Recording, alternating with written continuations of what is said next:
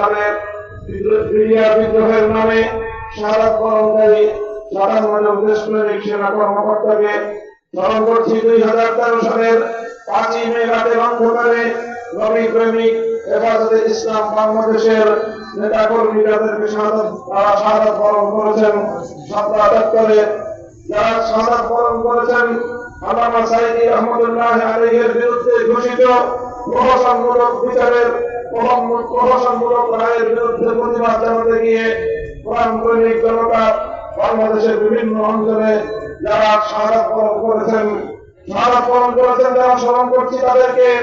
২০১৪-১৫-১৬ সালে একতরফা নির্বাচন এবং বৈষম্যের বিরুদ্ধে লড়াই করতে গিয়ে গুম হত্যাকাণ্ডের শিকার হয়েছে বিরোধী মতপথের যে সকল নেতাকর্মীরা। ২০২১ সালে বাংলাদেশের স্বাধীনতার সুবর্ণ জয়ন্তী উপলক্ষে